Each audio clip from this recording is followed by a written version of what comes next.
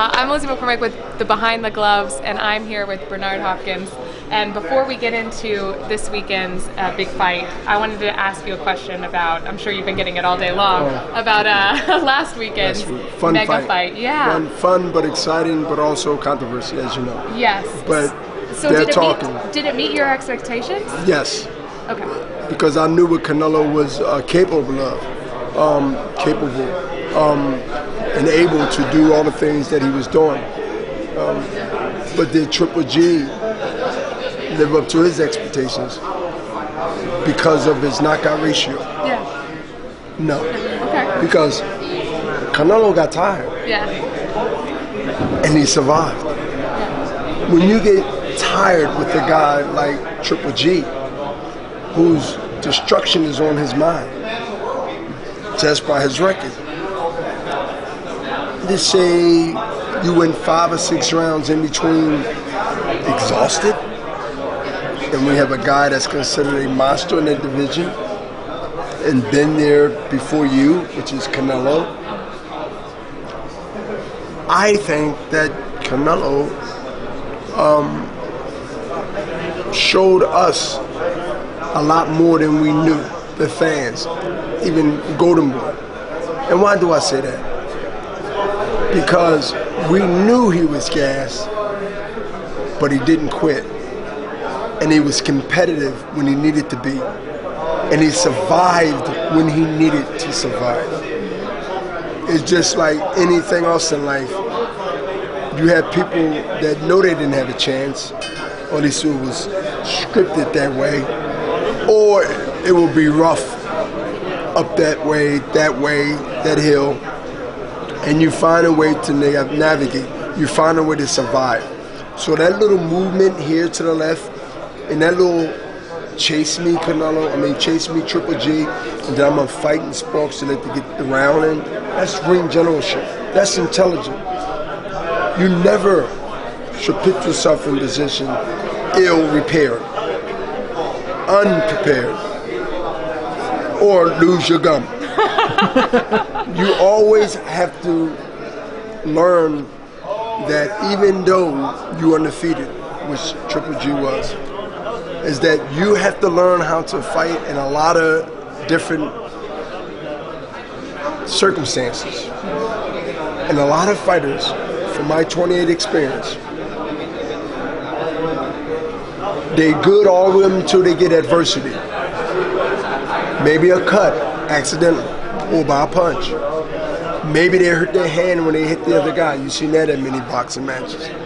What do? Do you bluff it? Do you show your opponent? Do you shake your hand? Do you look for a way out? All these things. You have to really a smart actor in the reality of a real fight. Canelo was tired. He would probably tell you that. You can see it. Once we tweak that, you say, look, Canelo, the next time you're a little winded, don't have your mouth open. Don't show it. Maybe grab the guy and let the referee do his job and say, break Canelo. Maybe just totally don't show the verbals of you tired. You have to learn the tricks of the trade because we all get tired. We say we're robots, but we really are humans. But you just got to learn how to be nervous as hell, but stand up in a board meeting. Hey, fellas, how you doing? Look at her. She's doing a great job here, and she's professional. These are the things that's so important when it comes to ring generalship and being an all-around fighter. Now that he had that test, this is the punchline I was getting to. Okay. Now that we know all that, the second fight, all this ingredients and recipes that were stirred up and we seen it, it's going to come to the final serving, I believe, sooner than later, and I'm hoping May, Cinco de Mayo. So you think an immediate rematch as opposed to them fighting other fighters and then coming back? No, we don't, because because Triple G's got a possible chance of getting beat by somebody, and then it becomes nothing. You don't risk that. No, you get that guy now. Just like I said, we get him before to my company. Now, look, is he ready, Bernard? Eric, yes, we got to get him, because if we don't get him now, somebody else can get him. He's winning these fights, but he's looking vulnerable and vulnerable and vulnerable every fight, all the way up to the Carl Brook fight. I've seen he's not the same. I don't know. It could be age, could be boredom, it could be a combination of a lot of things. He's ready. He's ready. And this is one step closer from last week to finish the job. And come May or summer, the job will be finished. That was a great interview. I would like to interview you again in the future. And you know, keep doing your homework. Oh, thank you. So I had 2 more questions for you. Oh, shucks. One. I'm going to let you do these now. One, Oscar had commented on the 110-118 card and said that he thought it was ridiculous. I agree. Okay. What can you do to make sure that judges are prepared and on the same page in terms of judging criteria prior to some of the next fights? I don't believe there's anything we can do. I believe it's things that we can say or suggest. And I think everybody that's outside of the judging has to be able to be verbal about. The commission has to make sure that the judges they pick are qualified to be able to not only represent their position as a judge, but it all comes down to who they got to answer to. Judges, who they got to answer to. If the promoters start picking and choosing without any rebuttal with the commissions in any state, then that would be something of interest, which they call a conflict of interest, because they could be controlled by some promoters. You definitely don't want that. The rules in most, if not all, commissions in any state that license professional boxing, there's a list of referees, there's a list of judges, and they ask from both sides, which happened in this case, here's the judges, do you see anyone that you feel that you don't want, or you have a problem, or if you do, what it is? They want to know all that. You strike, you don't strike, you strike, you don't strike. Both camps agreed on those judges, that referee. So we both signed up. We had no idea, and I'm pretty sure the other 2 judges, because there's 3 at the table, well, ring, voted the way they voted, which was more accurate, a lot accurate, excuse me.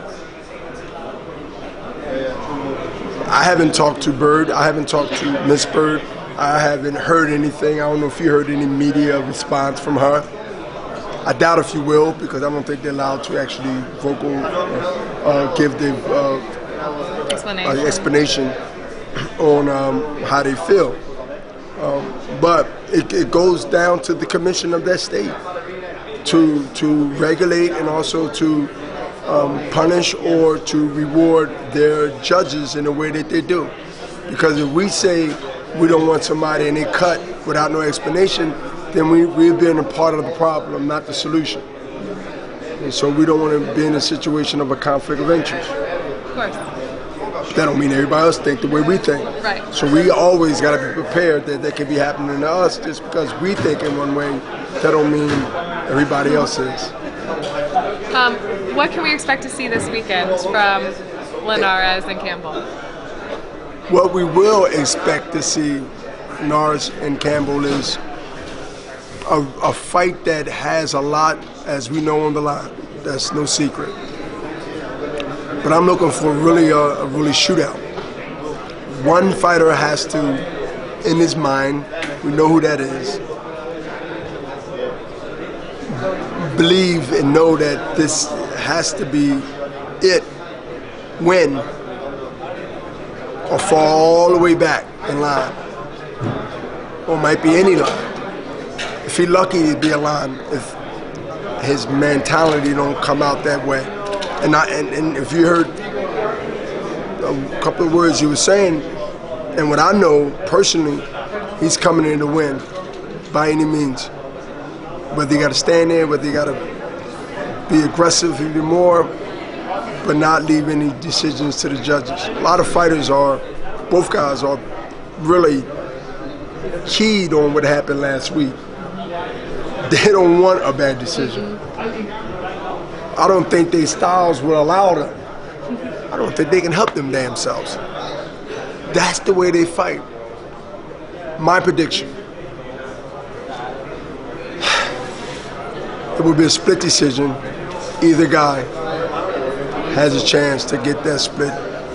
And that's going to be a close, but it's going to be a tough, and it's going to be a split decision on either guy who wins. So I think I'd be safe to say split decision. And as long as it falls to the right or the left, or blue or green, or blue or red corner, that's the way the fight going to go down.